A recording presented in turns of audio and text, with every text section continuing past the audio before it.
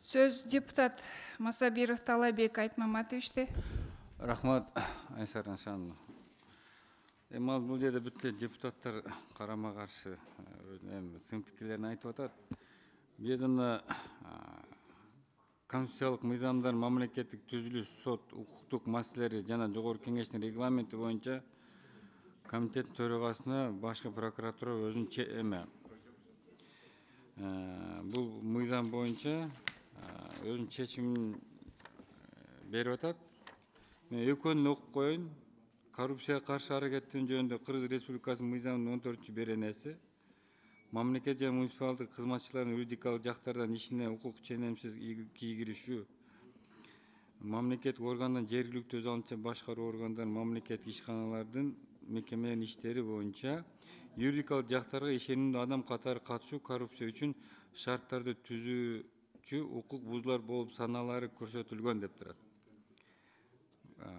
Андан кийин кызыкчылыктардын кагылышуусу жөнүндө Кыргыз Республикасынын мыйзамынын 14-беренеси. Бул жерде муниципалдык кызмат орундарынын реестрде каралган мамлекеттик жана муниципалдык кызмат орундарын ээлеген адамдар мамлекеттик органдарда, жергиликтүү өз алдынча башкаруу органдарында жана ишканаларда үчүнчү жактардын иштери боюнча ишенимдүү адам же өкүл болууга укуксуз деп Генерал прокуратуранын ушу жогоруда көрсөтүлгөн негизинде ченемдик ортосундагы аталган карама каршылык четтетилүүчү жатат деп эсептейбиз дейт.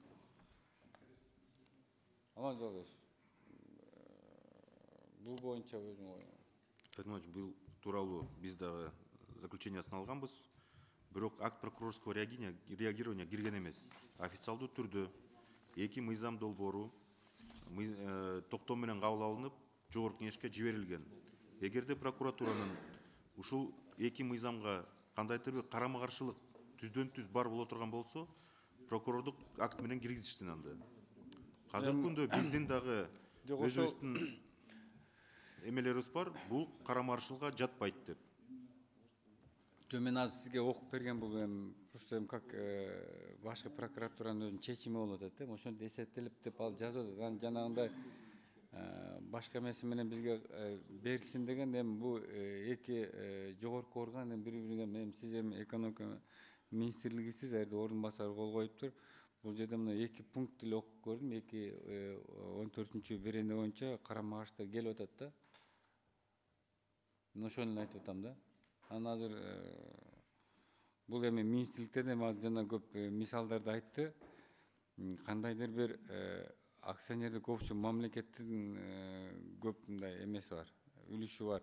Жерге министрлердин ошого жанагы директорлор кеңешине кирген вообще мындай түшүнүксүз болуп атат да.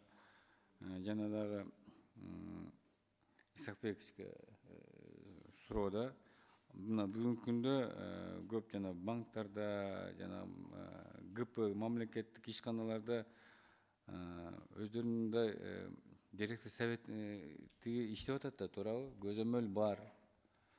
Ошол жерде жана мамлекетке түшө турган үлүштөр бүгүнкү күндө көзөмөлдө болуп атат да, туурабы? Же буну негизи эмнеде да, бул чоң кызматта тургандар булар өзүнүн министрлигинде жасап аткан жумуштары жетиштүү деп ойлойм да. Анан бул максаты эмнеде да?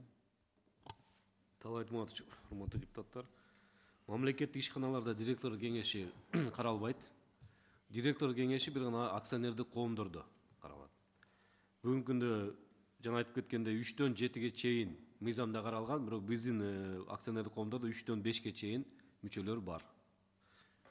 Иштеп иштетип атат да. Ошол жерде жана биз жана отчет болуп атканда сиз бир жылгы отчетту мамлекет бюджетке түшүүчү жана көзөмөлдө жанагы акционердик общество берип атат да. Мына Мегакомду алайлы, туурабы? Канча деген миллиарддаган бюджетке түшүп атат да, туурабы? Көзөмөл бар. Ал жерде өзүнчө сиз өзүңүз көзөмөлдөсөң жогорку орган фонд госимущества, туурабыз?